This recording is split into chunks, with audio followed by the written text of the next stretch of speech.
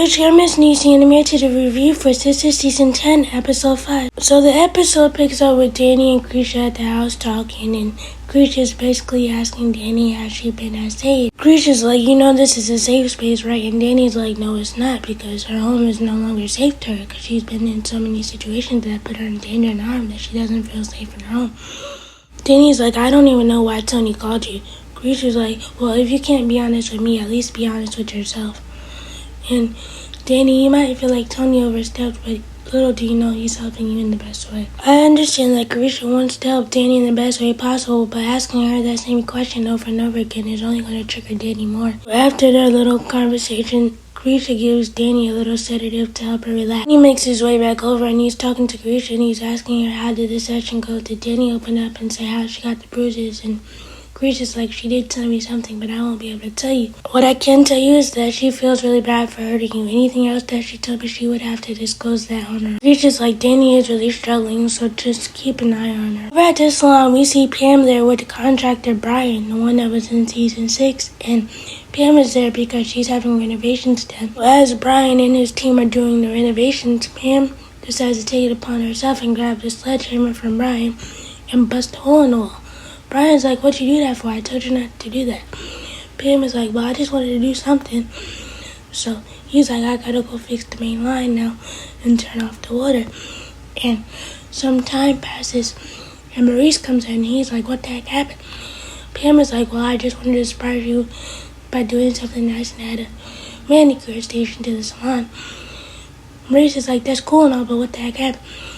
And then Brian explains the situation and how it's gonna cost a lot of money to get it fixed. And Maurice is cussing Pam out because, like, why would you do that? And he's like, Pam, you know you're gonna pay for it. We're at Andy's. We see Cheyenne on social media talking to, like, some type of live or something, right?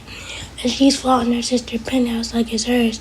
Like, check out my penthouse and everything. And Andy comes from around the corner and she's like, you're talking about my penthouse, right? She basically tells Cheyenne to take the video down because she likes her privacy and she wants her privacy to be respected, which I totally understand. Now, Cheyenne's might not be the brightest crayon in the box, because if you got somebody looking for you, why would you go live basically saying your location and everything?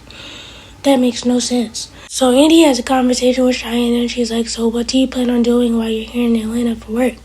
Cheyenne's like, well, I was a stylist back home and I had a lot of clients. I feel like Cheyenne is going to work at the new business with Pam, Maurice, and Danny, and I think this would be good for her so that she can stay out of trouble and somehow get on the right path. And I would like to see the dynamic between Pam and Cheyenne and Danny and Maurice. Over at the restaurant, Valerie meets up with Mr. Keys and they have a conversation and they sit down and talk about Andy and everything that she's going through because Mr. Keys asked about Andy. Valerie lets it be known that she's going back to Florida and she also lets Mr. Keys know her diagnosis and how she's going back to Florida to get chemo. And Mr. Keys is like, why are you doing that? I thought you were onto something and now you just want to leave? Valerie is like, I do enjoy our brief time together. Mr. Keys decides that it's okay in his right mind to tell Valerie that he's going to go to Florida with her and help her through her chemo, which is a very sweet sentiment. But you've only known this woman for like 2 days. Why would you uproot your life like that? But Valerie declines his offer. She's like, you're very sweet, but my sister is coming to help me in Florida. He will be okay too, thinking that it's okay to uproot your life for a woman that you've only known for 2 days, but alright. Over at Danny's, Tony calls Rich to let him know that he won't be able to go to the gym because he's helping Danny because Danny's going through something and she's acting different. And Rich is like, yeah, because she slept. Tony's like, no, she's just acting different and I don't know what's wrong.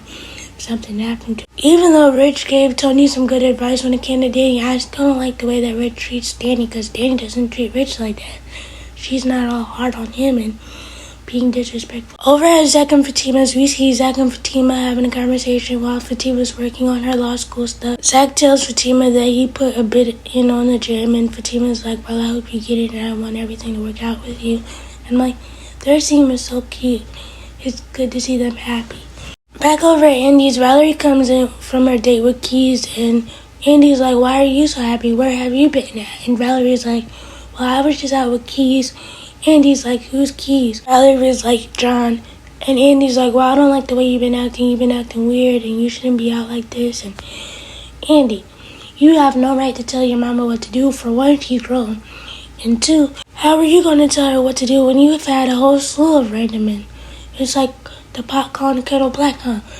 You don't like it when your mama do it, but when you doing it, it's okay. And Valerie thanks Andy for helping out with Cheyenne, and Andy's like, well, me and Cheyenne are like night and day. They are actually very similar the more you think about it. The only thing that Andy doesn't do that Cheyenne does is that Whitney and Bob. Valerie also lets Andy know that she placed cameras inside the home, so she'll always be watching Andy and Cheyenne to see if they're getting along.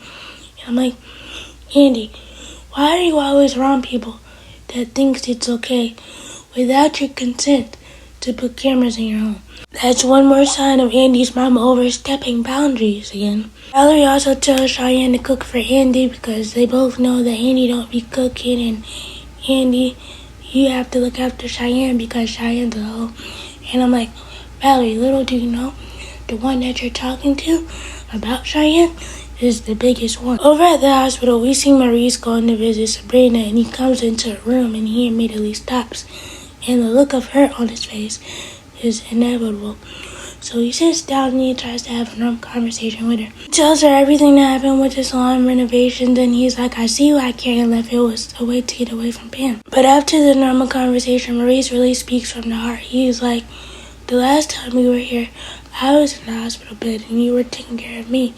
And now I have to look out for you, right? He's like, I just want you to talk to me. I need to hear your voice. The only time I hear your voice is through your voicemail. And I'm tired of calling it. I need to hear your voice. He's like, you were the light in the group, and now since you're not around, there's a darkness in the group, and we just need to get better.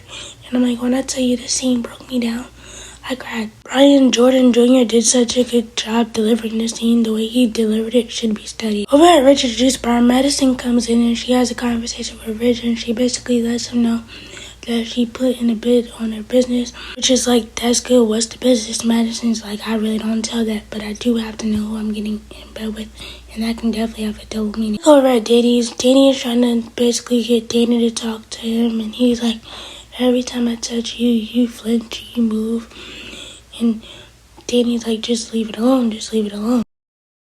Tony isn't the type of person that can sit in somebody's presence and just be. He has to be the one to force them to talk. And he's also the type of person that would take somebody's situation and try to make it about them and be like, why aren't you telling me what's wrong? And he did tell him that partially the reason that she's acting like this way towards him is because the way he talked to her and called her all those types of names and called her disgusting. And Tony was like, I only did that because I was mad. I don't mean it. And like, Tony, it doesn't matter how you feel in that moment. You're never supposed to talk to somebody that you love. This has probably caused Danny to think about the situation that happened with Jonah and the situation that happened to her in college, and it's all correlating into one. It's triggering her so bad, and she doesn't know how to express that. And she just doesn't want to talk about it right now. And you can't force nobody to talk about a situation if they don't want to talk about it. So Tony realizes that he can't get through to Danny, and he's just like, I'm not leaving her, I just want to make sure she's okay. So he calls Zach and see if Fatima and Andy could come over there to see if they could get Andy to talk to them. And Zach is like, what's wrong with Danny? Zach is basically like, what's up with this change of heart? The way you were treating her at the hospital, I thought y'all weren't good. Tony's like, yeah, but something happened to her, and I just want to make sure she's okay. I don't want to leave her like this. Zach is like, what's wrong with her? Tony's like, she's not talking. Zach is like, yeah, normally we can't get Danny to shut up. Tony's like, yeah, there's really something wrong with her. Zach agrees to tell Fatima about Danny and try to get her to go over there and talk to her. So eventually, Fatima and Andy show up. Tony explains to the girls what happened and how Danny's not talking. So Fatima goes to the bathroom. She knocks on the door. She basically gets Danny to come out the bathroom. Danny's like, Tony, call y'all. Fatima's like, yeah, you just want to make sure you're okay. So they sit down and have a conversation. They realize that something's wrong with Danny. They're like, who did this? And Fatima's first thought is like, did Tony do this? Danny's like, no. So they're like, who did it? Andy asked Danny where she essayed it, and Danny doesn't say anything. Danny has his flashback, and then after the flashback, Danny's just like, well, and then Fatima's like, well, is that bruises on your neck? The girls keep asking her who did it, and Danny's not giving any answer, so Andy's not satisfied with the answer. He's basically like, I'm a powerful attorney, I would call the police. And I'm like, Andy, little do you know that's very triggering for Danny. Andy, little do you know the person that did this to her was a police officer, so this is very triggering for Danny. Let me know what you guys think about the episode. Please be sure to like, comment, subscribe, turn on your bell notifications. Bye.